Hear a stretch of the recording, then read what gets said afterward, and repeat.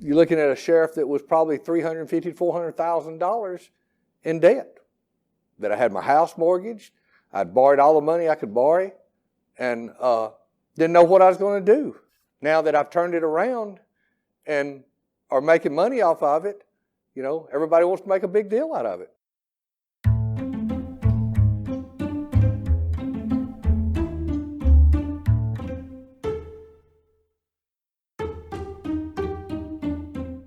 No one expects inmates to get great food while in prison.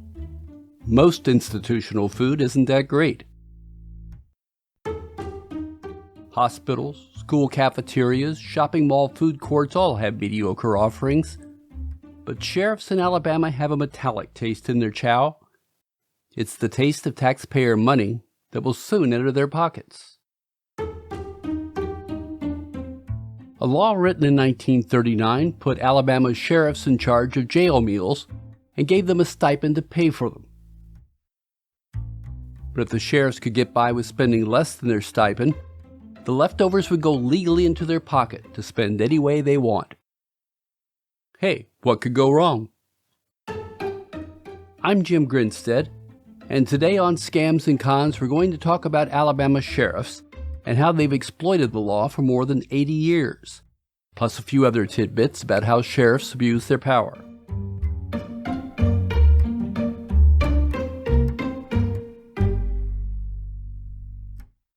My understanding of paragraph 22 in the amended decree has always been, and I've been advised by numerous folks legally, that provision pertained only to Sheriff Bartlett in terms of his contempt finding and his punishment for the inadequate feeding of the prisoners at the jail.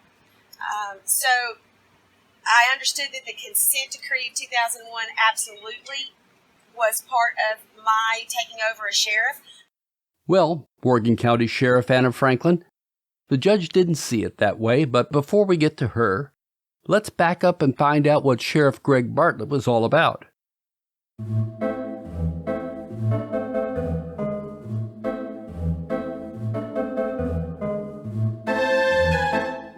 While Greg Bartlett was his name, others had a nickname for him, Sheriff Corndog.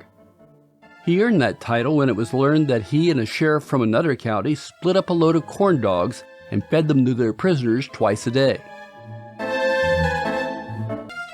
Bartlett has acknowledged that he and another sheriff split the cost for an 18-wheeler full of corn dogs. For other meals, inmates got wafer-thin bologna sandwiches and cold grits. Those tricks earned the sheriff more than $200,000 over 3 years. In a contempt hearing, a federal judge ordered Sheriff Corndog to be held in his own jail until he came up with a plan to provide the 300 jail inmates with nutritionally adequate meals as required by a 2001 court order. This happened in 2009, and the stipend for feeding each prisoner was $1.75 per day. That included breakfast, lunch, and dinner. That's not even the cost of a Happy Meal. By 2020, that had increased to $2.25 a day. To keep from starving, prisoners who could afford it would buy food from the prison's general store, where they often spent $20 a week or more for additional food. Bartlett said profits from the prison's general store were used for training and equipment. Now gone from office, Bartlett's LinkedIn page says he has worked for Combined Public Communications for 4 years and is Senior Vice President of Sales. On its webpage, the company says, and I quote, "Since 2000, CPC has partnered with corrections professionals to provide inmate communication technologies that are reliable and cost-effective. These systems allow inmates to buy telephone time by the minute and for others to contribute to the prisoner's account. We'll talk more about prison telephone privileges later." Bartlett lost a re-election bid to Anna Franklin, who promised reforms. I haven't forgotten about her, but I want to tell you another story first. The star of this show is Etowah County Sheriff Todd Intrigan, who put Sheriff Corndog to shame. you're looking at a sheriff that was probably $350,000 to $400,000 in debt. That I had my house mortgaged, I'd borrowed all the money I could borrow, and didn't know what I was going to do. Now that I've turned it around and are making money off of it, you know, everybody wants to make a big deal out of it. Intrikin was responsible for serving 3 meals a day to nearly 1,000 inmates in 2018.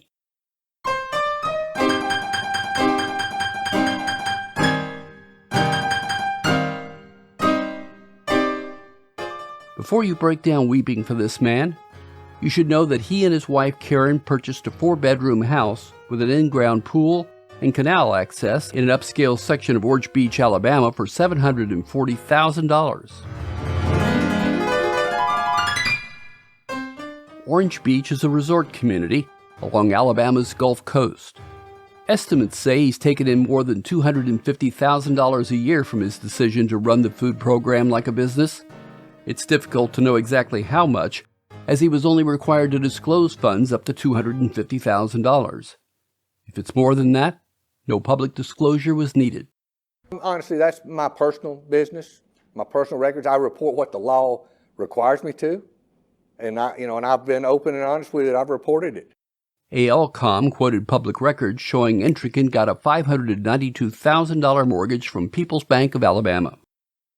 The home is one of several properties with a total assessed value of more than $1.7 million that the couple owned together or separately in Etowah and Baldwin counties. The amounts vary across Alabama, but the average salary for a sheriff is into 5 figures. After an election, Rainbow City Police Chief Jonathan Horton took over the sheriff's office. The Alabama Political Reporter noted that his criminal past would generally have disqualified him from being a police officer in Rainbow City, much less county sheriff. The reporter said Horton has a history of domestic violence against his former wife and a conviction for third-degree assault involving an accident in which he was driving a county vehicle while under the influence of alcohol. During the campaign, AL.com noted that Intrikin's campaign received a contribution of $5,000 from Network Communications International Corporation. In 2016, Etowah County awarded the Texas company a contract to provide inmate telephone services. Intrikin's LinkedIn page offers no information about his current status. Now it's time to talk about Anna Franklin. Well, it's about time. You'll remember she's the person who replaced Sheriff Greg Bartlett in Morgan County. She had her own run-in with prison funds in 2017. Franklin thought the court's order applied only to Bartlett and not to her. To Franklin, there'd been a reset. One of the things that I would like to make known is that in the same time frame that Sheriff Bartlett was deemed to be held in contempt of court for the inadequate feeding of the inmates based on the money provision, was that he earned over $98,000 that year off of the feeding of the inmates. In that same year that I removed the money to do an investment, it was to recoup money that I had lost during the feeding of the inmates that year. So what do you do if you're a hard-working public servant and want to recoup some of the money that's been redirected? The answer is obvious. You invest $150,000 in a failing car dealership that, according to the Decatur Daily, went bankrupt. And the interest that was supposed to be earned on that was to recoup some of the losses and be placed back into the food account.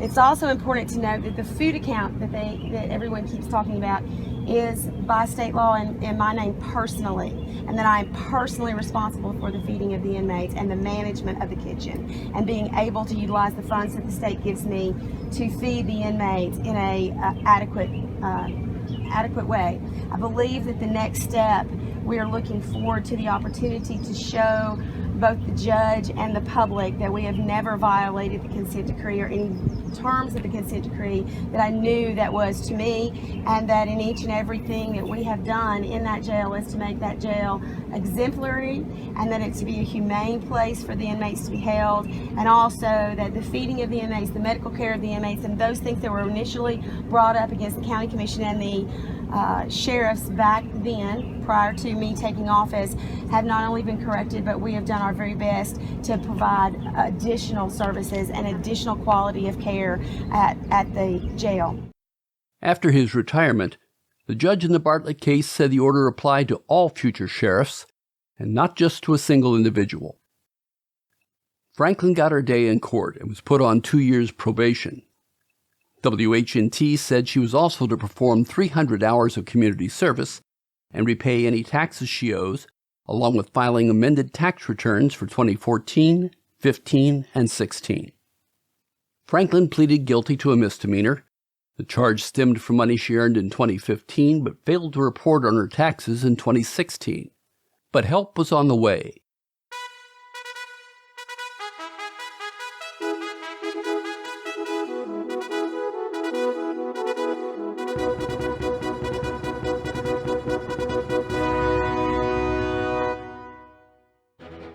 In 2018, Governor Kay Ivey issued a statement that read, "Effective immediately, I'm directing that payments under Section 14643 of the Code of Alabama relating to the feeding of prisoners in county jails no longer be made to sheriffs personally. Instead, all such funds should be directed to the county general fund or to an account established for the sheriff's official use, whichever is appropriate for the county at issue, under local laws and local ordinances consistent with state law." In 2019, the state legislature stepped up to the plate and approved a bill supported by the state's Sheriff's Association to alter the previous law. The bill boosted the stipend sheriffs received per inmate to $2.25 a day, but excluded a House provision that the amount be increased by 2% per year. AL.com says the bill directs at least 75% of the money left in the prisoner feeding fund at the end of the year to be carried over in the fund for the next year. Sheriffs could spend up to 25% of the unencumbered balance at the end of the year for law enforcement purposes.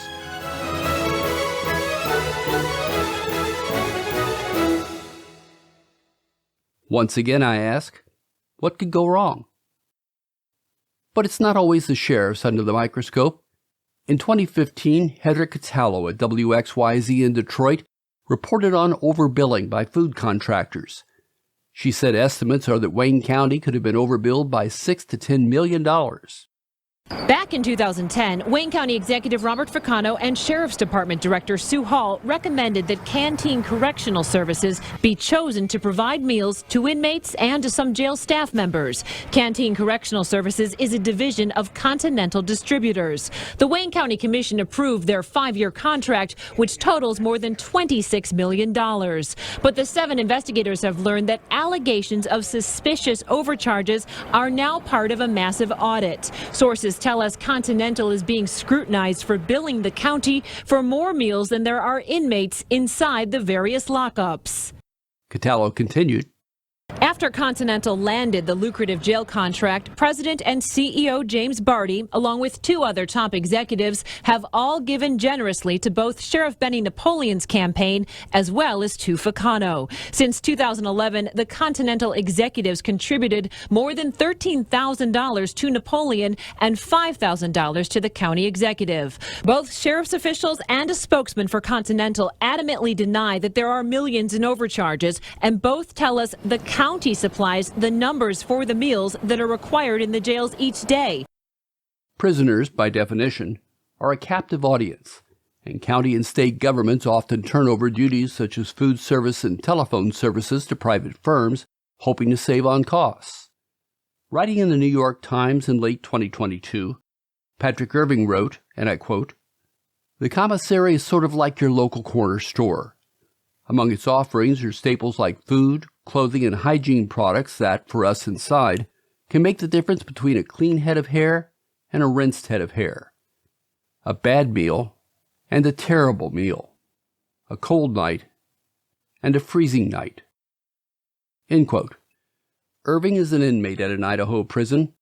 He's a contributor to the Prison Journalism Project, and his work has appeared in the Idaho Law Review, The Harbinger, and solitarywatch.org. He says the commissary is, quote, run by a private company called the Keefe Group, which has an exclusive contract with the Idaho Department of Correction. Keefe is a subsidiary of TKC Holding Company, indirectly controlled by HIG Capital, a private equity firm.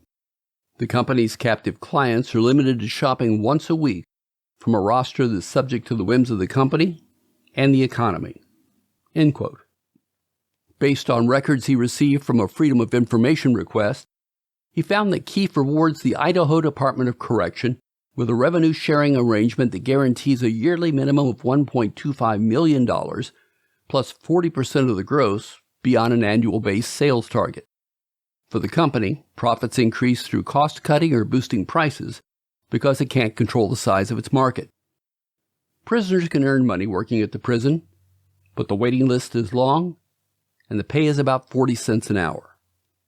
Prisoners who want to make phone calls or send email find private firms are happy to fulfill those needs. Here's former FCC Commissioner Mignon Clyburn in 2016 on C-SPAN. Well, what we have seen as rates, we have heard about rates as high as $14 a minute. That is unusual, but we are on record that has happened. On average, you had about $1 or so per minute, and families were paying hundreds of dollars a year to speak to their loved ones. What we're going to see now is 10, 12, depending on the size of the institution, cents per minute.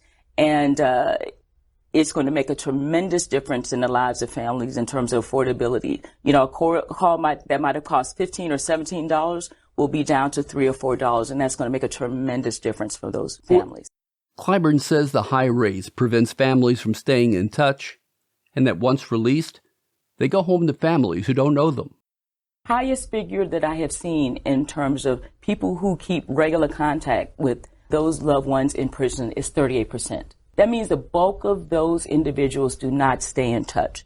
So when 700,000 of them are released each and every year, that is the numbers of inmates that go back home, 60+% of them go home as strangers, and most of them, as I just mentioned, are back within 5 years.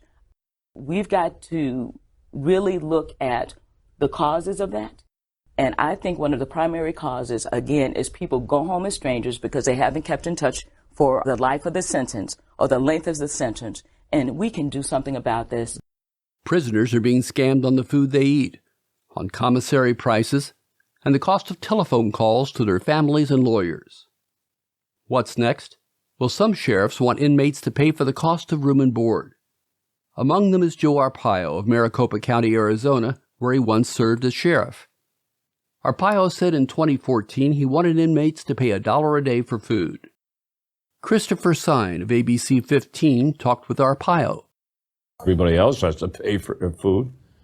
Why should they get freebies? Each day, the roughly 8,300 inmates receive 2 meals, one that covers breakfast and lunch, the other dinner. You have to be a little innovative in these budget problems. Sheriff Joe Arpaio says meals used to cost 60 cents a day. It's gone up as the jail now purchases more food. Food banks are hurting too. They're not getting the donations. We are not getting the donations. The sheriff tells me he plans to implement the charge next month in the jails and tents. MCSO has the 3rd largest jail system in the country and appears to be the first to make this sort of move. So I asked how he plans to collect the buck. When they're coming to jail and they have money, that's going to be the first priority. Then as money is placed in the inmates' accounts to purchase items in the jail, that would be subjected to the $1 a day fee. We're going to make sure that we use that money first before they go to canteen to buy some chocolate bars. And for those who don't have the cash? Those that don't have the money, come on, we're still going to feed them. And in Johnson City, Tennessee, county commissioners believe inmates should pay up to $1,000 a month for their room and board. Sheriff Jeff Cassidy is against the idea. I understand the concept. These individuals should pay for, the food, the shelter, the incarceration fees, but whether it be successful or not, I really just don't think so. It sort of sets an inmate up for failure. Most of the inmates that get incarcerated, they already live in poverty.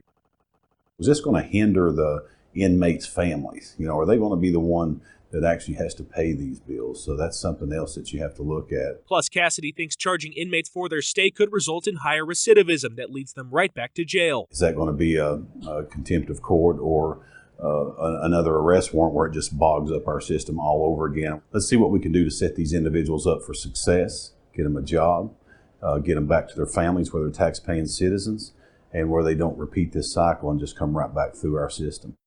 That's John Jinko of News Channel 11. As of this recording, county commissioners have delayed action on the measure. So here's how it breaks down.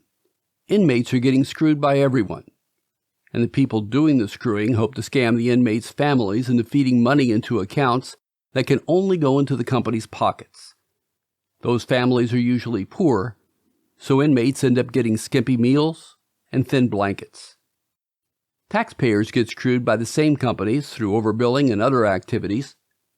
Public officials are also raking in money through their abuse of inmates. Public officials can fix these problems, and it shouldn't take 20 years to do it. They should be held accountable. If you enjoy the podcast and want to support it, please consider doing so via Patreon. For just $10 a month, you'll help us keep the lights on so we can continue to create great content for you. You can sign up at patreon.com, that's patreon.com, then search for Scams and Cons. There'll be a link in the show notes. We'll be back in 2 weeks. Thanks for listening.